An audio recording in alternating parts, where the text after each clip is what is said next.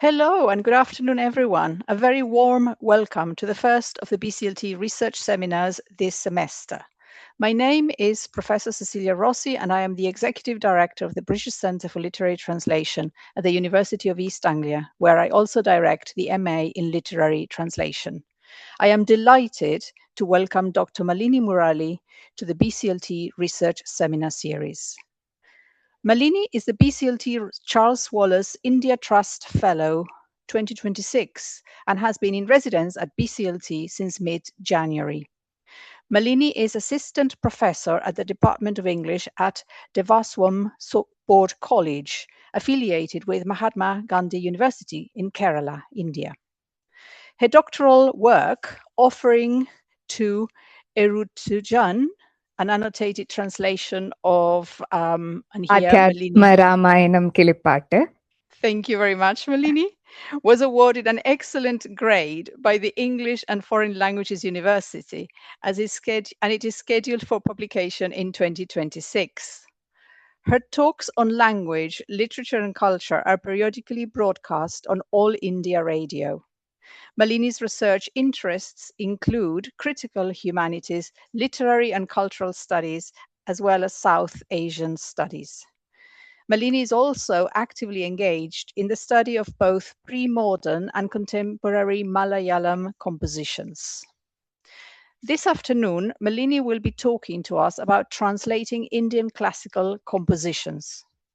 As the title of her talk states, she will be exploring the translation challenges posed by the translation process of Indian classical compositions. Every act of translation involves a negotiation with context. In their many iterations across the centuries, the literary in these compositions relies less on narrative than on linguistic felicity, as Malini will discuss. Utterances are threaded together to evoke the music that is at the heart of language. When compositions adhere rigorously to form, how does one chart the course of effability through translation? While form itself cannot be translated, how might one suggest its essential impulses, crucial to the status of the composition, both in its immediate performative ambience and in terms of its literary value? These are some of the questions that Malini will be addressing today. Malini will talk for about 40 minutes. Following her talk, there will be a chance to ask her some questions. Please use the answer and question function on your screen, but you can also use the chat function to talk to other participants. Thank you very much and welcome, Malini Murali. Hello, good afternoon, good evening to everyone. Thank you so much for finding the time to attend the seminar. I consider it an honor, and I'm incredibly grateful to every one of you. So the title of my seminar today is on translating Indian classical compositions. I have planned a three-part structure to this presentation. In the first section, I will introduce very briefly the compositions I work with. And then in the second section, I will move over to some translation work that I've done with these compositions. So I would show some excerpts from translation and discuss about translation choices. And in this section, I would also attempt to familiarize the very nature of these compositions that I work with. So the extracts are chosen in a manner in which they best illustrate the nature of the compositions, like I was just saying. So in the third part of the presentation, I will discuss discourses on translation and where I place myself there. So once this is done, that will be the structure of the seminar in 3 parts. I will end with a film, a short one, a 7-minute long film that I've made as part of my translation project here at BCLT. And then, as Ceci was saying, we will move over to Q&A. Thank you so much. We begin.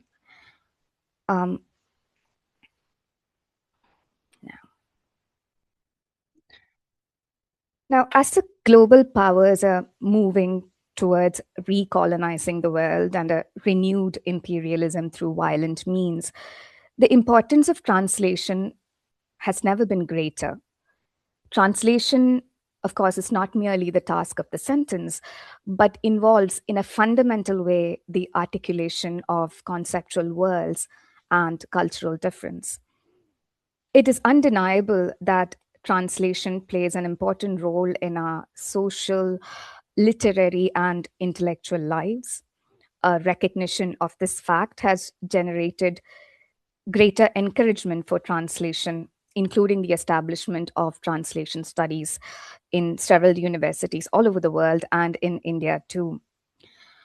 Now, I'm aware that when I say, there's a whole lot of emphasis that is given to translation. This doesn't also always mean that every composition that is everywhere in the world gets represented. It's never like that. Yet, given the conducive environment that is there for translation, there are a lot of translation studies departments that are being established in several universities, that are already there in several universities, both in India and abroad. And there has been a considerable amount of translation from Indian languages to English. However, the numbers are minuscule when it comes to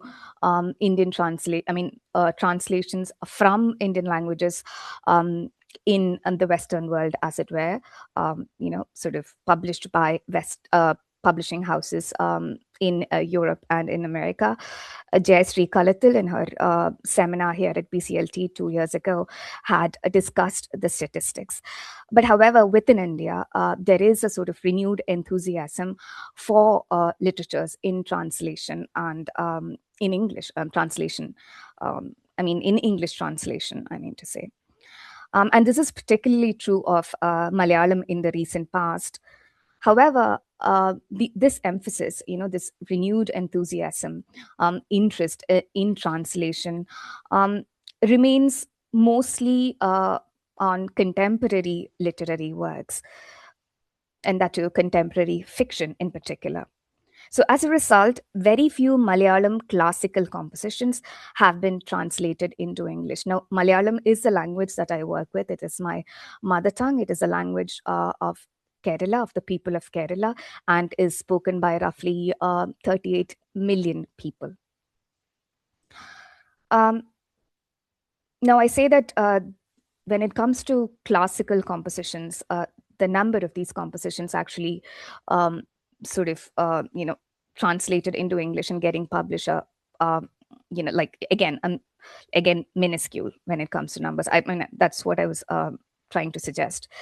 Now, for example, my translation of Ezhutachan's 16th century retelling of Ramayanam is the first verse translation into English, even though Ezhutachan has a formidable place in Malayalam sensibility as the founder of the Malayalam language. Now, of course, founder not in a literal sense, but as one who played a fundamental role in shaping the language into one capable of subtlest poetic expression and the most complex philosophical insight.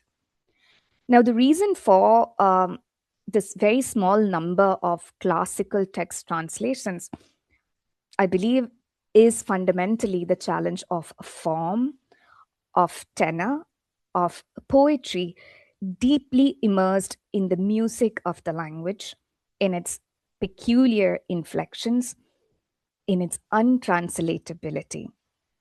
Now, these are some of the aspects that I propose to examine in this talk.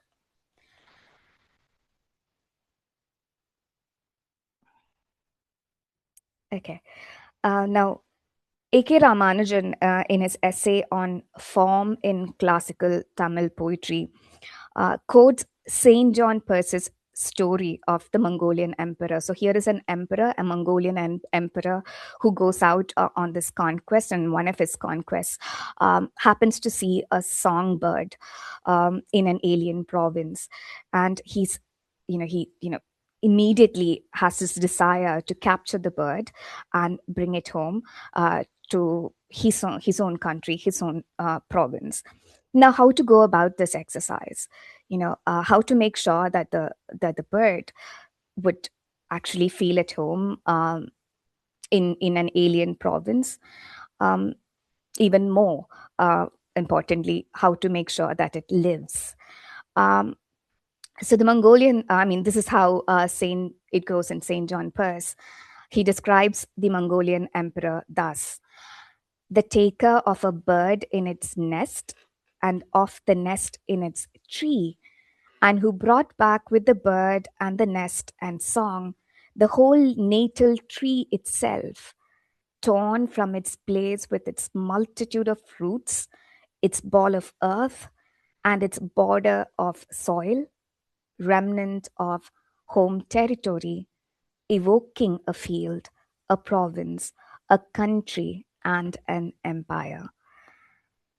Now, A.K. Ramanujan goes on to say that to translate poetry of another culture is to be like the Mongolian conqueror. Because poems are always more than poems. Poems involve more than poems. And what is called content is really formed to the artist, says A.K. Ramanujan. So I thought, the case of the Mongolian emperor could offer us a sort of lens into what I really want to be talking about in this seminar. All right. Now, before going into what I see as nuances of translating Indian classical compositions, I would briefly introduce the two compositions upon which many of my observations today are based. Um, these So the first composition is Adhyatmaramayanam Kilipattu. It is a 16th century rendering of the Ramayanam in Malayalam. The language of the text of the Kilipattu is a blend of Sanskrit and Malayalam known as Manipravalam. However, unlike earlier Manipravalam compositions, Ezhutachan, the poet, succeeded in wresting literature away from heavily Sanskritized forms and blending them instead with the Pattu style, thereby paving the way for a more accessible and modern literary language. By the 16th century, Malayalam's affinity with Sanskrit was already pronounced. It was at this historical juncture that Ezhutachan consolidated this relationship by molding and expanding the existing language to accommodate the full range of sounds in the Sanskrit alphabet. To give effect to this effort, he standardized and popularized a script that Malayalam continues to use today. And it is for this reason he's credited as the father of the Malayalam language, and perhaps more fittingly, honored with the title Master of Letters. Ezhutachan is Master of Letters. In Walter Ong's work, Orality and Literacy, uh, he talks about, he mentions languages like Sanskrit and Malayalam, which he sees as computer languages, by which he says, and I'm quoting him here, that languages like Malayalam and Sanskrit only resemble human languages in some ways, but are totally unlike, human languages, in that they do not grow out of the unconscious, but directly out of consciousness. I guess what he's trying to say here is that Malayalam, unlike more natural languages, possesses an exceptionally versatile phonetic alphabet capable of representing a vast range of sounds. And alongside Sanskrit and Malayalam in Walter Ong, he also talks about languages like Mandarin, which is again a computer language.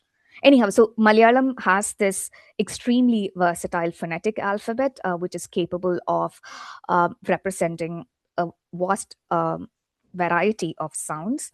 And like Sanskrit, it has a highly structured grammar, a capacity for terse and succinct expression, and a strong phonetic quality.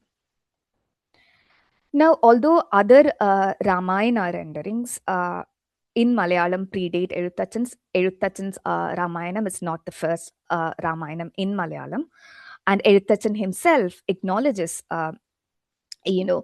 this legacy, and he himself draws from these compositions or Ramayana renderings that have come before his own. It is Ezhutachan's Ramayanam that has entered Kerala's living recitational tradition and continues to be ritually performed. Ezhutachan's Ramayanam thus marks the simultaneous emergence of a poet and a language, the two inseparably intertwined. Now, this phenomenon is not unique with Malayalam alone, as the epics, the Ramayana and Mahabharata, traveled into many different Indian languages. This is precisely what they did. They found newer poets and developed richer idioms, whether through Pampa in Kannada or Nannaya in Telugu. This has pretty much been the case. Now, in the broader Indian context, the literary status of such classical compositions remains deeply entwined in the sacral and the ritualistic.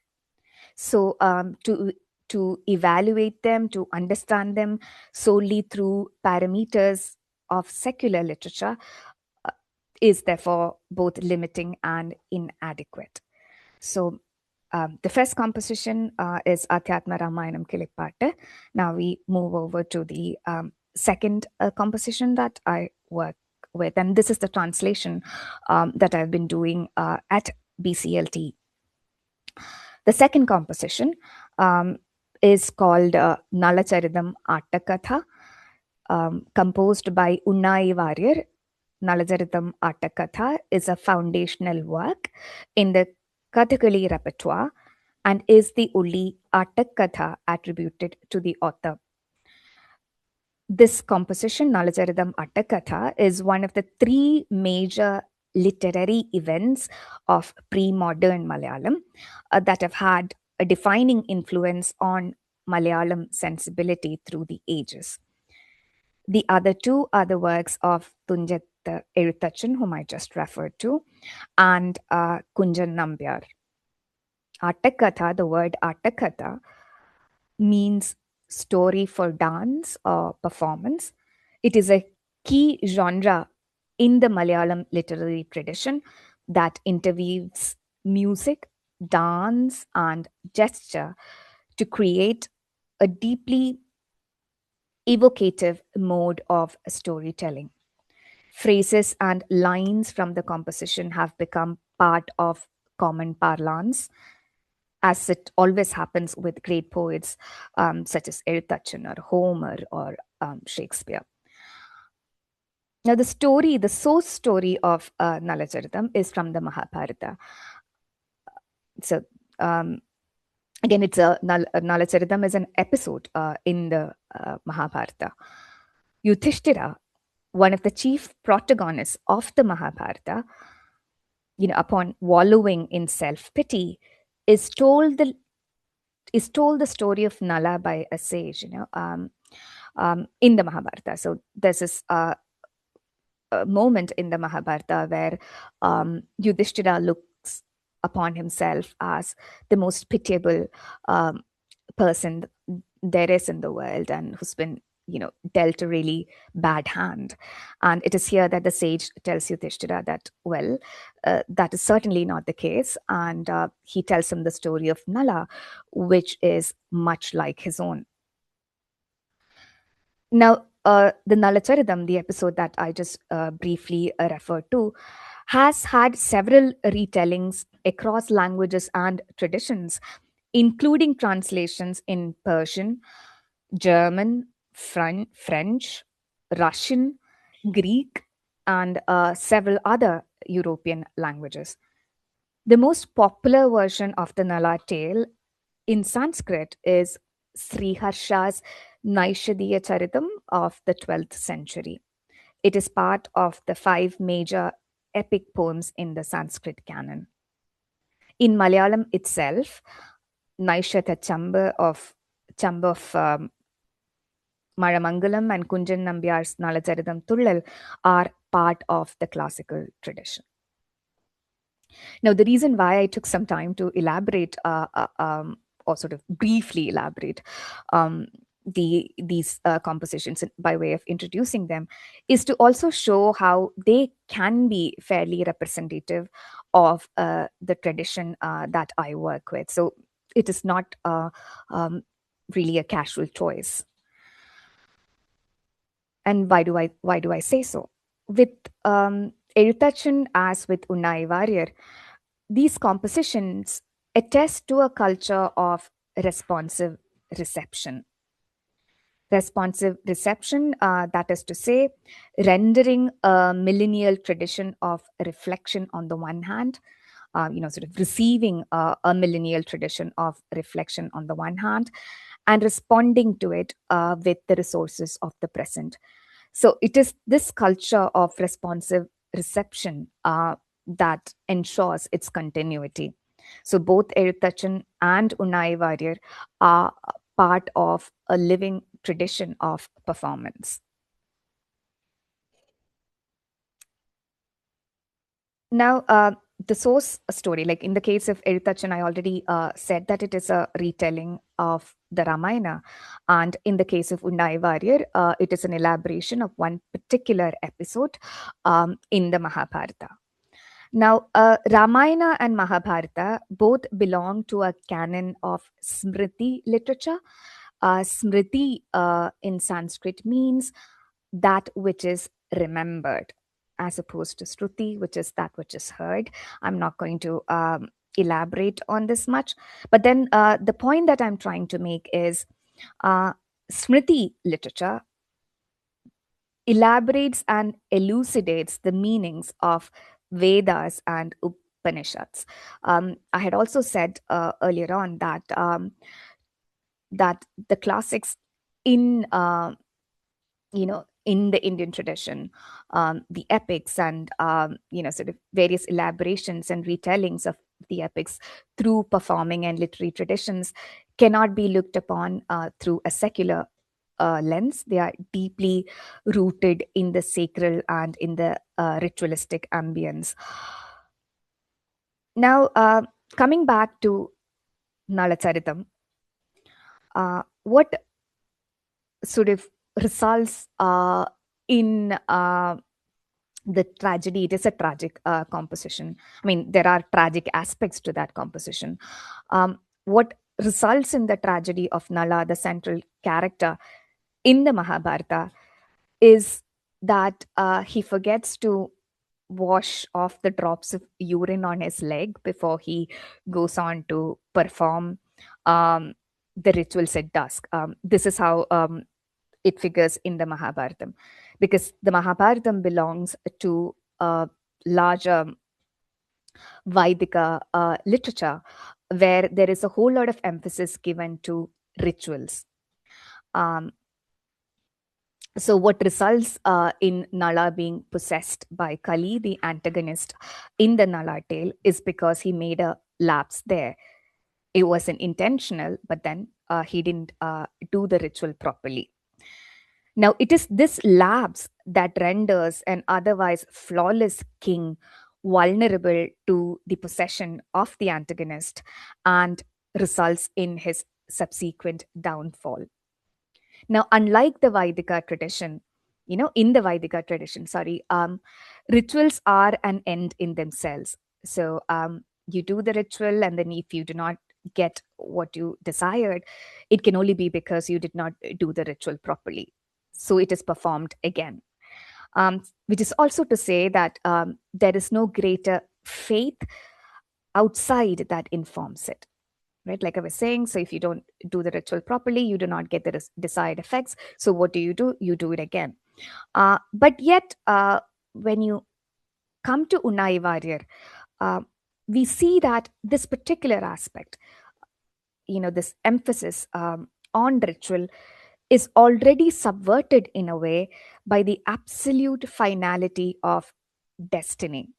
Now, destiny or fate is not something which the Vaidika tradition has ever paid attention to. In fact, it doesn't, it hardly figures in such compositions.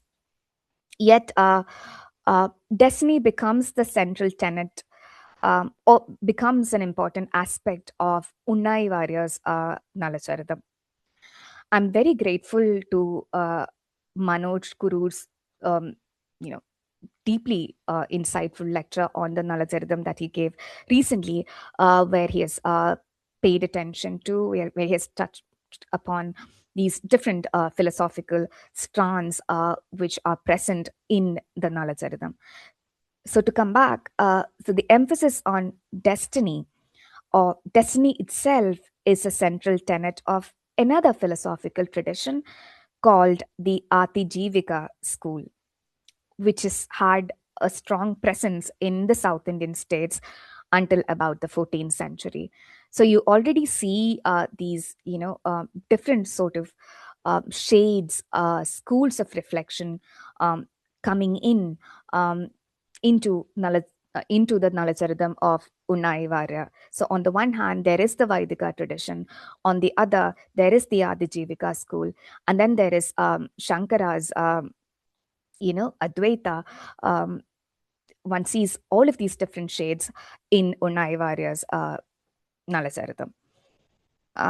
Again, this is not just in terms of philosophical strands, but in terms of some fundamental images that Unnayi Varya employs. Now, for instance, Shiva is one of the sobriquets that Unnayi Warrior uses for Shiva in the composition is Karidi Charmambara. Now, although Karidi means bear in Malayalam, it also means elephant. So the image of Shiva as one clothed in elephant hide um, is something which is again part of Chola and Pallava iconography. So there are those aspects too that one sees in Unnayi Warrior. So on the one hand, there is a reception of a millennial tradition that I referred to earlier, and there is also a response to it with the resources of the present. Um, so, which is also why in Unnayi Warrior, the lens is also turned, it's sort of inverted into the mental landscape from the exterior world of action, so to speak. One perceives the mind, as it were, in all its ruminations and perturbations, in its agonies, in its anxieties, and with all its gnawing thoughts and so on. Um, so that, and which is also why Nalacharitam is replete with soliloquies. When you come to the third day in the composition, there are a number of soliloquies that one sees. I had also referred to this to the centrality of fate or destiny in Nalacharitam as being a sort of very important um, aspect. I think I'll. So there are a number of references there. This is when Nala, who's been practically stripped of everything, including his dignity, being cast into the forest practically naked. Um, He has lost everything, his kingdom, his riches, even the clothing that he has. And he's banished. And this particular verse that you see up on the screen there, Nala had already abandoned his wife because he believed that perhaps, if she's rid of him, she would find some way, some means to live on. So this is from one of the soliloquies in Nalacharitam. The urge was mine to roll the dice. It is I whom my people despise. Then to desert my woman in the wild, what shield can withstand the spin of fate? So, fate, again, one of the references I thought I would share that. All right. Moving over. Having said all this, none of these compositions, whether it is Ezhutachan's Adhyatmaramayanam or Unnayi Warrier's Nalacharitam, are really translations in the way we understand them today, nor were these composed by translators. In fact, the first translations of Sanskrit was commissioned by the Mughal court in India. Akbar had set up a maktab khana in the late 16th century. And Akbar's maktab khana, it means a house of translation, was perhaps the first translation venture that you see in India that way, in the way in which we understand translation and translators today. Now, in Akbar's Maktab Khana, the Ramayana and the Mahabharata were the first of these compositions to be translated. Translations at the Maktab Khana underwent a threefold process. Sanskrit scholars would interpret the meaning of these compositions in Hindi for Naqib Khan, the noble and scholar in Akbar's court, who would translate these verses into Persian. And then, having prepared a draft in Persian, Naqib Khan Naqib Khan would give his draft to the poet Faizi, who would beat it to shape and then produce the final translations in Persian. So it was a very rigorous process. And what you see on the screen, the image that you see on the screen, is an illustration from the Mahabharata. It is the killing of Kijaka by Bhima and his brothers, as it appears in Razamnama, which is a Persian title given to the Mahabharata, and these involved illustrations as well. So you have an illustrated translation. The image that you see, or rather the draft itself of the Razam Khana, the book, at least part of it, resides in the British Library, and I have got the image from their archive. Now, moving over to the next slide. Now, unlike the way in which translation happened with Sanskrit, Persian translations of Sanskrit compositions, the way tales from the epics traveled in Indian languages took on a completely different course. And this is how they thrived too, and continued to do so in innumerable oral and performing traditions. And so when these tales sort of traveled into Indian languages, there was very little emphasis given to the book. We know that it is the book that is authorial. It is the book that demands exactness. It is a book that is afraid of heresy. The epics were rendered into Indian languages by poets, and I quote, in whom the power of poetic invention matched the fervor of religious devotion. So, this is Ayyappa Panikar's observation. Readers cared very little about linguistic exactness, but were enamored by the felicity of the telling, the ardor, the beat, the pace, the rhythm, and the sheer vitality of diction. In Ezhutachan's Sundarakandam, one of the episodes of the Ramayana, Hanuman, Rama's envoy, sets out on a mission to reach Sita in Lanka. Sita had been abducted by Ravana, the Rakshasa king. The gods decide to test him and send Surasa, the serpent, to obstruct his path. So, this is how it figures in the composition. I read, "Do you not see me, O Vanara? The Lord has commanded me to devour those who fearlessly start about here. Today you are destined to become my meal." Hanuman asks the serpent to wait until he completes his mission and promises to offer himself as a food soon afterwards. But the serpent refuses, and she says, "But my hunger and thirst will not wait. If you must be so obstinate, open your mouth wide," replied the wind born. Seeing his body grow 8 miles in a jiff, and he, the child of storm, now before her, without a trace of surprise or dread, she opened her mouth 38 miles wide. Hanuman in a flash became 76 miles tall. With increasing concern, Surasa stood before him, her mouth now 153 miles wide. A mouth so wide, but so what, thought the windborn, and he grew broad by 230, and thus it goes on and on.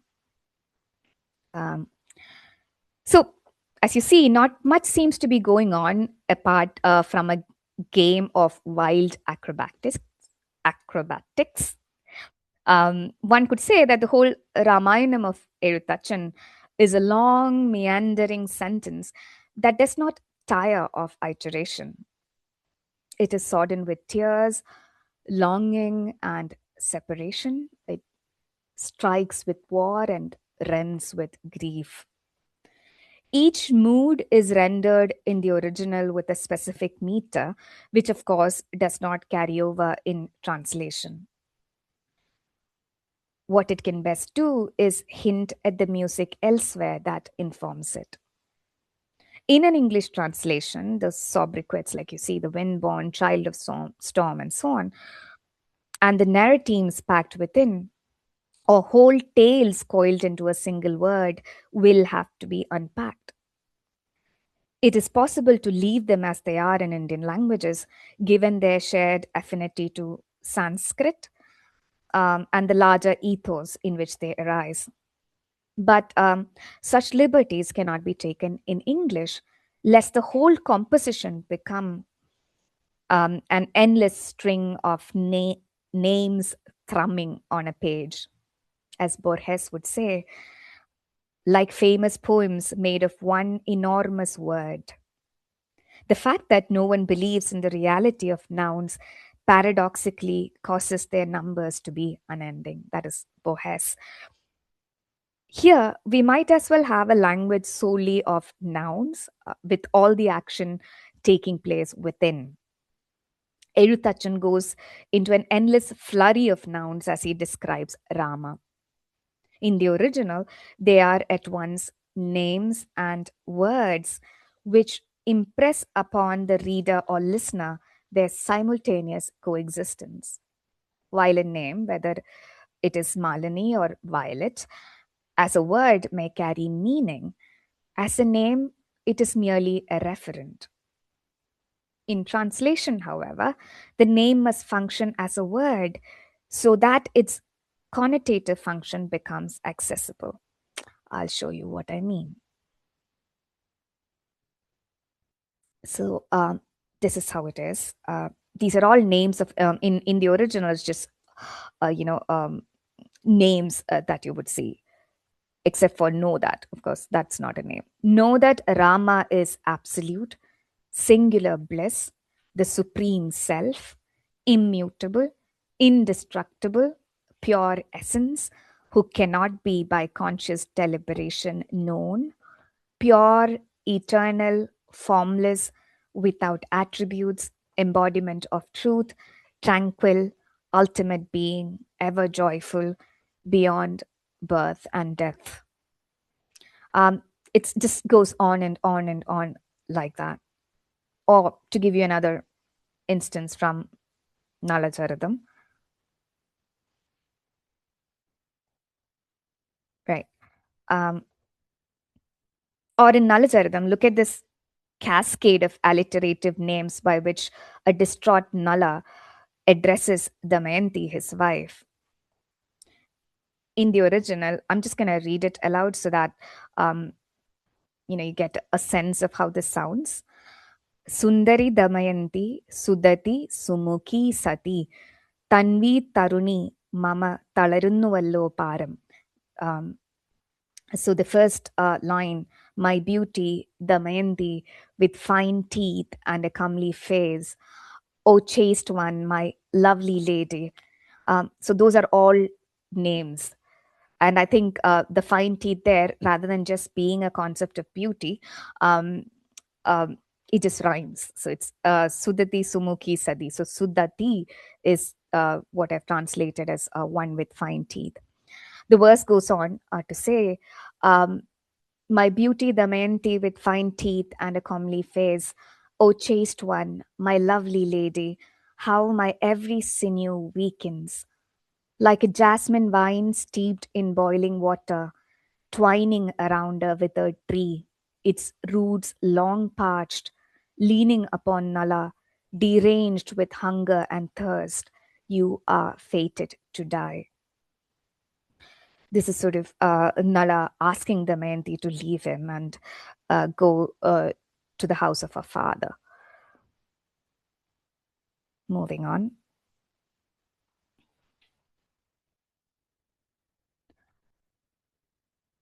Now, Nabokov calls for linguistic exactness in translation, um, and calls for copious footnotes. Um, um, uh, he goes on, Nabokov says, I quote, in a translation, one ought to have footnotes reaching up like skyscrapers to the top of this or that page so as to leave only the gleam of one textual line between commentary and eternity. Somehow, this observation of Nabokov mysteriously captures the press of a single utterance in classical compositions. Yet one toes the fine line, unpacking syllable by syllable, often with an exacting sieve of literary sense, to save for the page what is left of the music. Even so, with the awareness that music is meaning.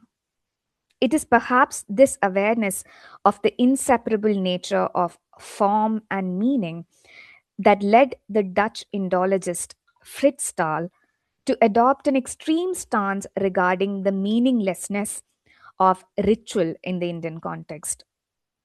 I've already referred to the way in which Indian compositions are deeply entwined with the sacral and the ritualistic.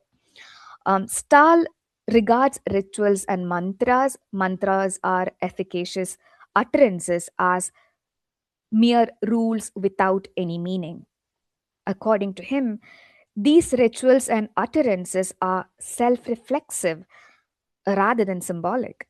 By this, he means to say that they do not refer to anything outside the form itself.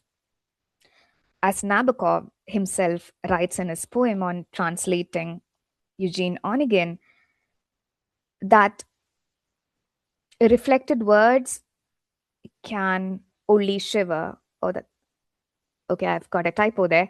Reflected words can only shiver like elongated lights that twist in the black mirror of a river between the city and the mist. Reflected words can only shiver like elongated lights that twist in the black mirror of a river between the city and the mist.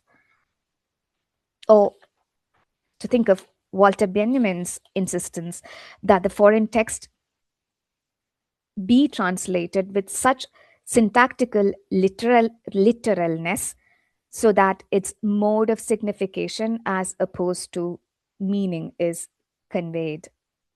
Now, how does one go about this exercise? We discussed earlier the capacity of Malayalam and Sanskrit for succinct expression. A mere word withholds spools of stories and myriad associations. Um, to give an example, for instance, in Nalacharitam, Shiva is variously called Mrithyuvairi and Puravairi. There's so many other names, so many other sobriquets, to quote just two. Now, one can safely translate the two simply as different names for the same god and adopt Shiva in their place. Perhaps this way, the translation is spared from sounding more clunky and awkward than it already does in English. Yet, what is lost in resorting to such an easy choice is the avoidance of even a mere suggestion of form. I have translated the former, Mrityuvairi, as foe of death, and the latter as destroyer of cities. So, Puravairi as destroyer of cities. Each of these sobriquets of Shiva refers to episodes variously narrated in several compositions. So it's not just one composition, there are several compositions in which these stories which offer you a sort of a glimpse um, at where these names come from figure. So there's the Mahabharata, there is the Shiva Purana, again naming just two. So just to sort of put it in context once again, of Puravairi, meaning the destroyer of cities, as I have translated. This is the story. So, three cities of gold, silver, and iron were built by the sons of Tarakasura. Tarakasura is an anti god. Um, the sons of Tarakasura pleased Brahma, who granted the anti gods near immortality. The cities that they have created, that they have built, would align only once every 1,000 years, and they can be killed only in that moment when the cities aligned. Now, these anti-gods, who soon began to wreak havoc across the worlds, could only be killed at the moment of the alignment of these cities, and they ought to be killed by a single arrow. Now, it is only Shiva who could rise to the task. And for this, the entire universe becomes his chariot, the sun and the moon its wheels, Brahma his charioteer, Mount Meru, his bow, and Vishnu his arrow. And thus, with a single arrow loosed after a momentous 1,000 years, Shiva kills the sons of Tarakasura and destroys the cities they built. Thus, he becomes Puravairi. Now, I need to take a deep breath. So, this is a single word which is at once a name and a word, which is at once a story, sort of spread across dizzying compositions, a dizzying number of compositions, as it were. So thus he becomes Puravairi. Now we're not done with complexities, because Puram in Sanskrit has multiple meanings. It can mean a home, a fortress, a town or a city, or even the body itself. Vairi is an enemy or opponent. Now, to catch the reference, the translator must have an intimate knowledge of the background against which the utterance is heard. Even so, merely leaving the sobriquet on the page with no context whatsoever renders it completely opaque and worse, disrupts the pace of the story. So it will have to be glossed, hopefully in a less dizzying skyscraper of a footnote, so that the utterance may still catch some light. Even within the world of the tale, the form pays little attention to the narrative. The story predates the telling of the story. What remains is the telling, the singing, the role playing. In Ezhutachan's Ramayana, when Rama refuses to let Sita accompany him, Sita, his wife, accompany him on his 14-year-old exile to the forest, Sita retorts, and there you have a delightful instance of intertextuality. She says, I have listened to many Ramayanas joyfully recited by poets many, but has in any of them Rama ever gone to the forest without Janaki? Janaki is another name for Sita. In the same vein, all the characters are fully aware of their roles and the turns of plot, even as they experience grief, betrayal, anger, injustice, and deception. Elsewhere, Ravana, the chief antagonist of the epic, impatiently awaits Rama to come and kill him so that he can have his body torn apart by Rama's arrows. Yet only later do we see him fuming with rage, storming into the battlefield to kill Rama. These tales are poised upon a single moment, fraught with the weight of the past and the pull of the future. Eons may pass in the blink of an eye, crisscrossing varied characters and experiences, forestalling any claim to uniqueness. The Mahabharata and the Puranas are all told in a forest named Naimisharanya. Naimisharanya translates as wilderness of a moment. Naimisha is a moment. Aranyam is a forest, right? So Naimisharanya is literally the wilderness of a moment, or as Borges might say elsewhere, an indefinite present. In Nala's tale, composed by Unnayi Warrier, the form offers a finite set of utterances repeated in starkly different situations to produce equally varied effects. Narada, who stirs Narada, who stirs Nala's love for Damayanti, and thereby sets the tale in motion, and Kali, the villain or the chief antagonist in the Nalacharitam, they speak the very same lines. It is Kali, like I said, the villain, who strips Nala of everything and drives him into exile. Both Kali and Narada speak the same lines. They both say, "You waste your life away." Hearing this from Narada, Nala sinks into inaction, pining like a recluse, lost in thoughts of his beloved. While under Kali's design, Pushkara, Nala's brother, springs into action, seizing Nala's throne and banishing him to the forest. The tale is full of such reversals.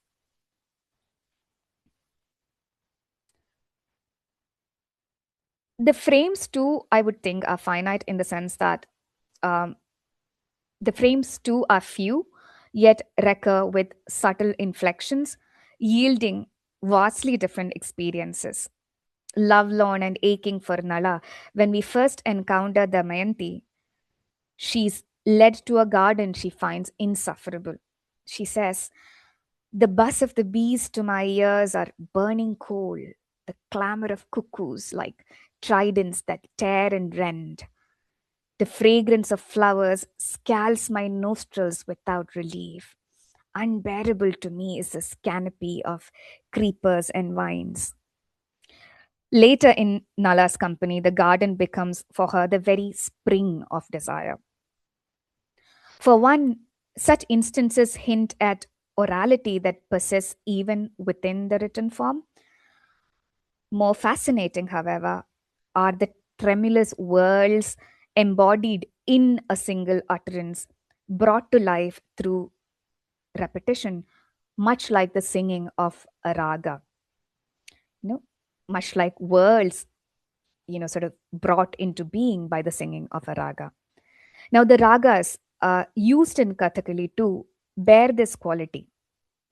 The same raga can generate entirely different moods. For instance, Nilambari, which is typically associated with lullabies for its gentle, soothing nature, can also be sung on the Kathakali stage to arouse anger. Again, to continue our discussions on form, Unnayi Warrior's Nalacharitam begins with an offering. It is not performed and is omitted in most printed versions. The opening comprises a set of erotically charged verses addressed to deities of various temples in erstwhile Kochi, seeking their benediction. I have included them in my translation because the broader tradition of Indian classical compositions endorses desire as fundamental to life in the world. It is one of the four purusharthas, the goals of human existence. So, in the first verse that you see on the screen, it is an invocation to Vishnu, one of the primary gods of the Hindu pantheon. The blue bodied one, draped in yellow silk, with gems and jewels adorned, his face beaming with delight, his chest, his chest sporting the vermilion Lakshmi smears on her breasts, his beautiful hands bearing the conch, discus, and lotus, seated upon the serpent king, the eternal being who resides in Punitara. To him I offer my reverence. Elsewhere in the tale, the same Vishnu, who's hailed here in the verse that you just saw, the same Vishnu is mocked for failing to satisfy his wife Lakshmi. Exasperated by his drowsiness and apathy, Lakshmi takes birth on earth as Damayanti, the Rakshasas say. So that way, Nalacharitam can be quite street too, bypassing the excessively pious pretenses it sometimes adopts. For those familiar with the Greek gods, this may not seem unusual. So when Kali, the antagonist in Nalacharitam, learns that Damayanti has chosen Nala, a mere human, over the gods who had all arrived at her wedding, hoping to win her hand, he rebukes them. He rebukes the gods whom he had only earlier begged for blessing. And this is how the verse appears in translation. Um, while you stood salivating like dummies, unblinking in a daze, she, with firm conviction, chose before all those people a worm of a man. This serves you well, you who do nothing but tie yourselves walking up and down. Indian classical compositions place emphasis on the act of telling. The stories of epics unfold in responses to questions posed.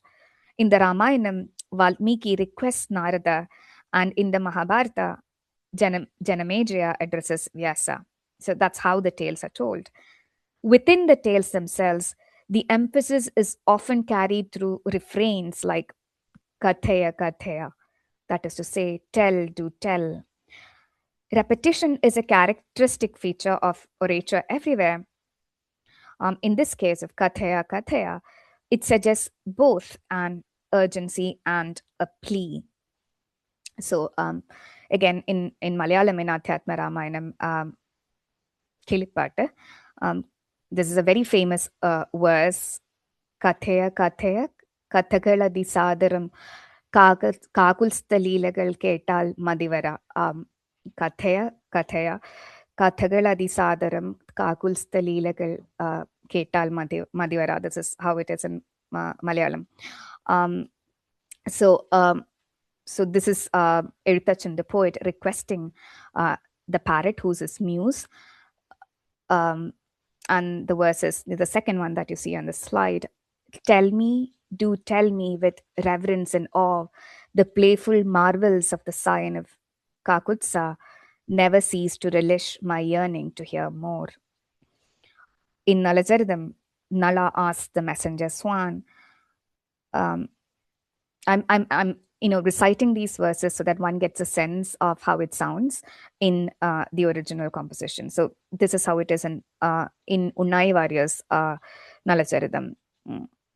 Nala says, Khaga, Khagapate, that is the swan, he's addressing the swan, Khagapate, Tava Karagadame, Mama Kamidam Jeevidavum, Kathaya Kathaya, Punarengana Nichennu, Kaminiye Kandadum, Chonnadum Apimadam.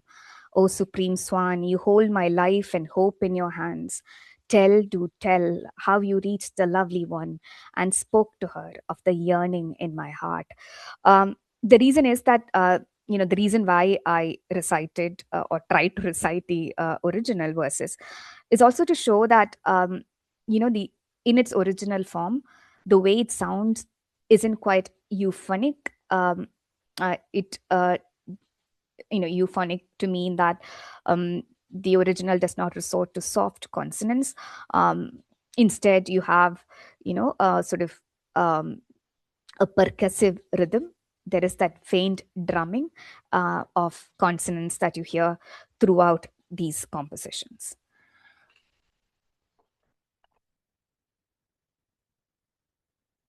Now, matters of pace and register. The pace and register in these compositions shift with context and characters.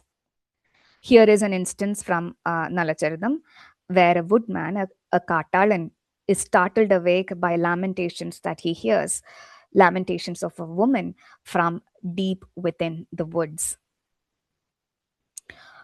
To venture forth, this is the Katalan, whom I have translated as woodman in my English translation.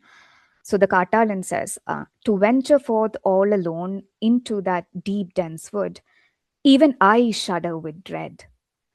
To scour through and through and to brave the blinding dark.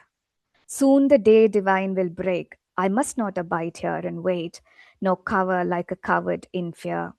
Pick up the bow, brandish the sword, shed the crude and meet the hour. I must do what is due at once.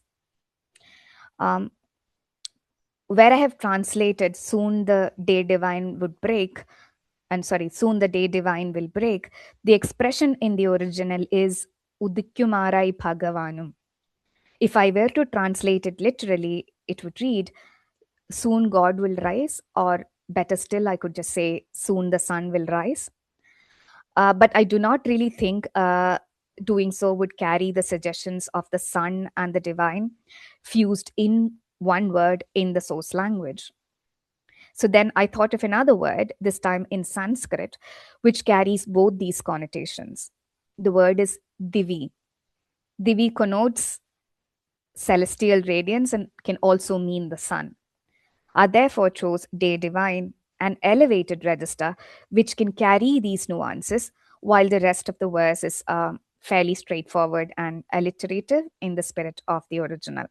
Again, one thing to note, talking about my choice of day divine, is that in Sanskrit drama, usually women characters, children, lower castes, etc., they speak Prakrit or its various dialects or Magadhi and so on. They do not really speak Sanskrit. Yet, all of these characters in Unnayi Warrior, whether it is Nala or the Swan or Katal and the Woodman, they all employ a fair mix of Sanskrit in their speech. So this was to sort of also evoke that aspect.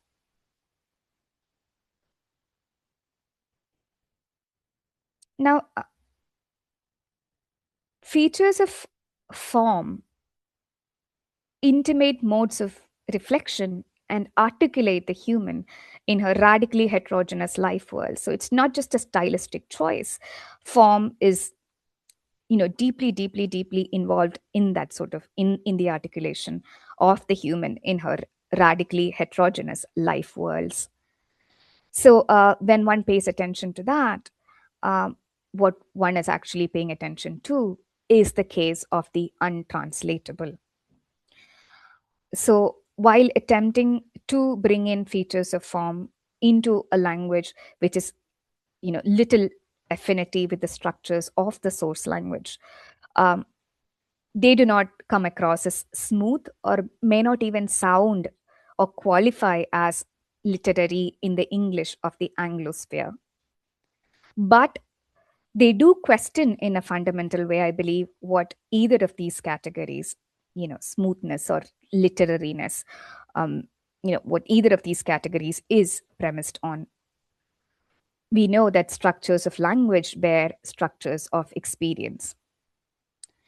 The problem with meeting the reader where she already is, I think, is to hastily brush aside the idea of the untranslatable and thereby not engage with it at all. And what happens as a result of this is a renewed parochialism of the reader and a highly reductive stance concerning the sheer complexity of experiences.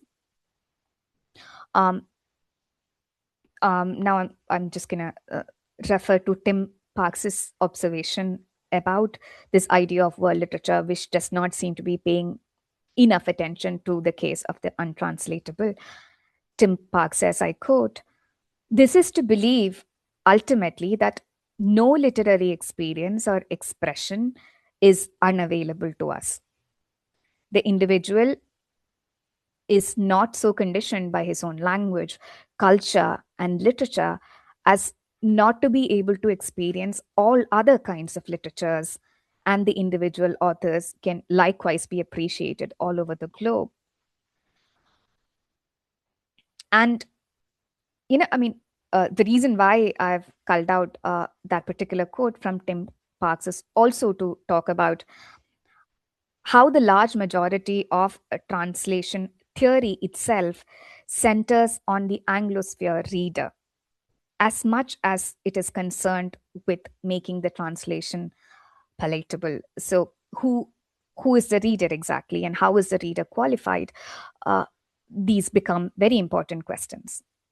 In other words, if a translation does not meet the reader where she is, and if a translation does not align with the reader's own literary values, it is often deemed not worth doing. If English has colonized three-quarters of the world, there are as many varieties of Englishes and as many readers of English. I was earlier, in the beginning of my talk, talking about the popularity of English translations of contemporary Malayalam fiction within India. Now, the reason why I discussed Tim Parks first, that particular quote from Tim Parks, is also to talk about um, another principle of effability, which seems to inform a whole lot of uh, discourses on translation. David Bellows, who identifies the axiom of effability to say that there is nothing which cannot be expressed in words.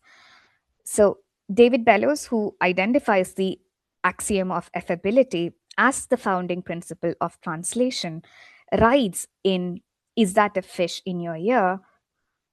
That he says that languages merge when people do. It is not poetry, but community that is lost in translation. It is not poetry, but community that is lost in translation. The community building role of actual language is simply not a part of what translation does. But translation does almost everything else. It is translation, more than speech itself, which provides incontrovertible evidence of the human capacity to think and communicate thought. So, one then wonders what is truly ferried across translation if it cannot generate a sense of community, broaden the arc of empathy, or embrace difference as fundamental to our collective humanity. If translation does not do that, why translate at all? Less despairingly, one recalls the legend of the great Persian poet of the Shahnameh, Ferdowsi and his Poet's Bridge. Shahnameh in English is translated as the Book of Kings, is considered to be one of the longest epic poems written by a single author. This dates back to the 10th century. Now, Ferdowsi demands King Mahmud, who wanted Ferdowsi to write his story, the story of his lineage, to offer him a gold coin, to pay him a gold coin for every couplet that he composed. Ferdowsi took many long years to complete the poem. And while doing that, he encountered countless adversities, including the death of his own son. With the earnings that he would get from the king, the poet Ferdowsi, the Persian poet, hoped to build a bridge so that his people, divided by the flooding river of Tus, could be united once again. So the purpose, the reason why he wanted to be paid the way in which he wanted to be paid was so that he could build a bridge.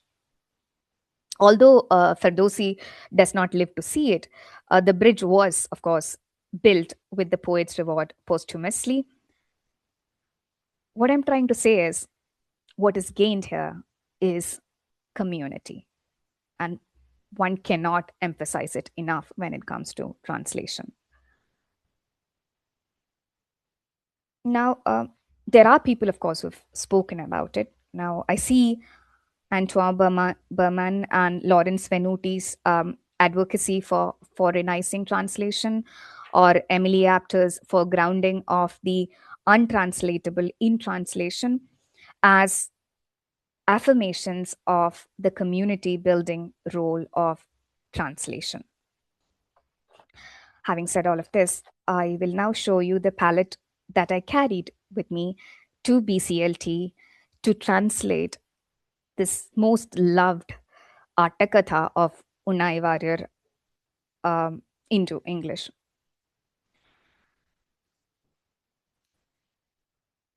Even as it rained for a whole month down bare, shriveled grey trees, their bows raised to the sky in last prayer, I thought the winter in Norwich had a precise reticence, a herbarium that evoked life carefully pieced together, or perhaps a still life painting. Rabbits of silence emerged unobtrusively from their burrows as humble reminders of the multiplicity of worlds. This stood in stark contrast to the chaos, noises, textures, and colors of home. Its theater of the night, where the larger than life figures of Kathakali leapt to life from the flickering eye of the flame poised on the thick wick steeped in oil.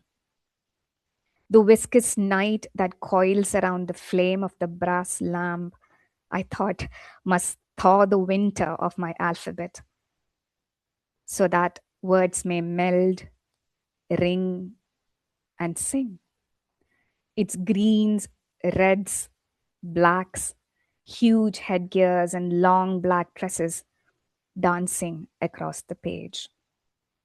I thought it is useful to closely look at the image. Look at the bright green of love, the bright green of desire and longing, the dark green of the forest, the tangled weave of the mind, the coarse green of envy, displacement, and abandonment, the monsoon green of ruin and renewal, which shape the effective landscapes of the tale. The night of the stage, at least I hope, the night of the stage resounds in the background of the verses on the page, alluding to a song elsewhere in a kind of suspended immediacy. I have called my translation of Nalacharitam Song of Nala. Charitam in Sanskrit signifies motion, the course of life, and also performance. Because Unnayi Warrior's Nalacharitam is an Attakatha, one composed to be sung to specific ragas, and also for the mode of thought it embodies, I felt that the choice of the word song as opposed to story, and this is how Charitam is often translated as story or tale, I thought the choice of the word song best did justice to the essence of the composition. Charitam is akin to epos, the root word for epic, which means story or song, or in its verb form, to say or to tell. So, kathaya, kathaya. Again, at BCLT, and this is why I'm among the many reasons that I have, I'm incredibly grateful for the fellowship, because I simply think that I could not have done the work without it, at least not in the way that I'm doing it now. So here at BCLT, I was fortunate to encounter the work of Juana Adcock. Juana is a bilingual poet and a translator who writes in Spanish and English and works with the indigenous languages of Mexico. Juana's words are full of fire and intense lyricism. Juana, in her work, warns against the translator's intention to make a text palatable to English speaking readers. She cautions that what it risks, right, in trying to make the text palatable is evading cultural difference and in doing so, colonizing the text. Juana's observations on translating the indigenous languages of Mexico resonate deeply with my own concerns regarding the translation of classical Malayalam. Unlike my work, which speaks to the background of a long literary and cultural tradition in another part of the world, Juana's faces the contemporary foreground, an urgent reality. Yet, just as the foreground always carries with it traces of the background, and the background would long since have become obsolete if not for the demands of the foreground, I find that the widely varied contexts we articulate speak to each other. The very desire to speak already forges a poet's bridge and a community. So that will be the talking that I will do. Now, I would, I had earlier mentioned that I'd made a film as part of my translation project here at BCLT. I thought it was important to show it so that in some way it evokes the performative ambience from which, or that is articulated through the Nalacharitam. Again, it is not a documentary. You don't see costumes and huge headgears or anything. It is like the translation I do, a creative response. So this is going to be 7 minutes long, and then I think we move over to the Q&A.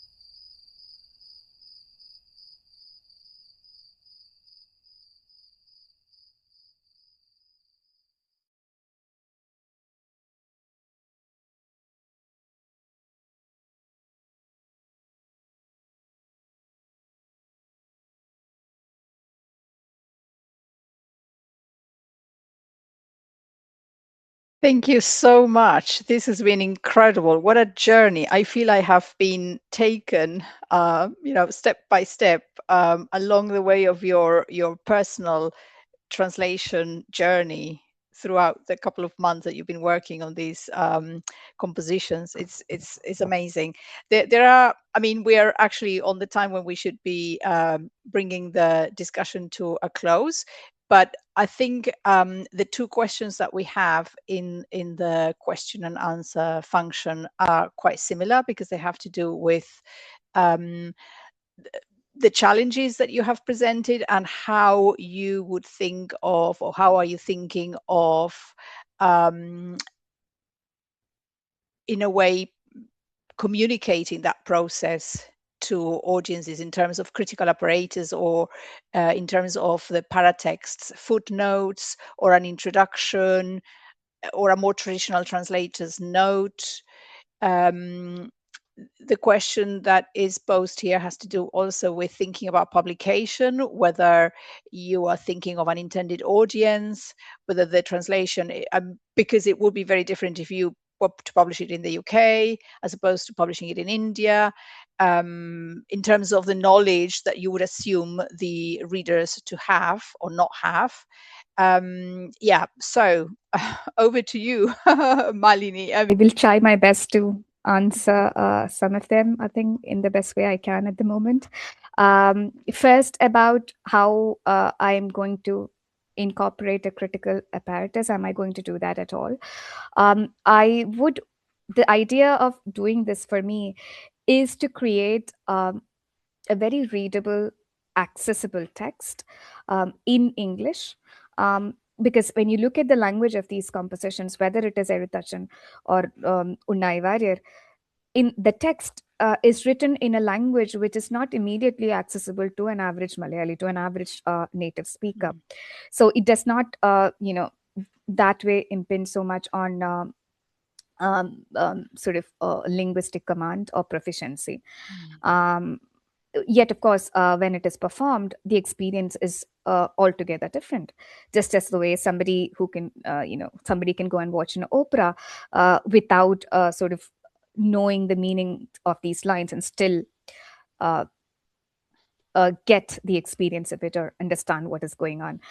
So at that level, my intention is to create a text which is readable, which is accessible, yet at the same time is to an extent respectful. That is the word that I will use, not fidelity, but that which is respectful to the discipline of the original. So much so that when one is reading this in translation, there is an awareness that this comes from elsewhere. Um, which is also why, in the verse that I had shown earlier of Katalan, of the woodman, I had used a register like day divine. That is going to be an obstruction. It's not smooth. That will make one, I think, pause and then, take a breath and sit back and think about what is going on here. So, which is also why it sets the risk of, its poeticity. Like, I think with my own modest capabilities, I could do it differently, but I chose not to. So, in creating this readable, accessible text, as it were, it cannot sound altogether modern, which is not to say it is all archaic and written in a language which perhaps is so alien to our sensibilities, whether it is in India or elsewhere. So I would give footnotes, but very minimal footnotes. Yet, but a work like this demands an introduction. So I would have an introduction, at least that's how I'm looking at it. As for publishing, I hope somebody comes forward. And it does not matter. In fact, I would like it if it is an international publication, because I think if we've been paying attention to what I've been saying, that is where it draws from. That it is all the more important that works like this are internationally published, so that we talk more and more about, there are more and more poets' bridges, as simple as that, and more communities. Um, did that answer, Ceci? Yeah. I was actually making notes and thinking about that it's not that you have to make a decision to use just the one method, either the footnotes or endnotes or an introduction or a translator's note. Your work is so in depth on so many levels, critical and literary, but also from the point of view of practice based research in translation. So you're hitting so many different notes here. So I wonder whether you can even think of writing for different audiences, preparing a text for publication, that's one goal, but perhaps also writing a few articles, to send them Yeah. to peer reviewed journals where you actually talking in depth about translation process, because Definitely. there's And so I think many levels there. I must add one more thing. The classroom is always in front of me. I teach, Devasam Board College, Taleola Parumba is not is what you couldn't pronounce earlier. Yes. So my students, the image of the class, the very idea of a classroom, Yeah. which I think, which is constantly there for me. Yes. The only way in which in India, I think one could sort of engage with these compositions would also be when they appear in translation in English. So there is always that aspect to it as well.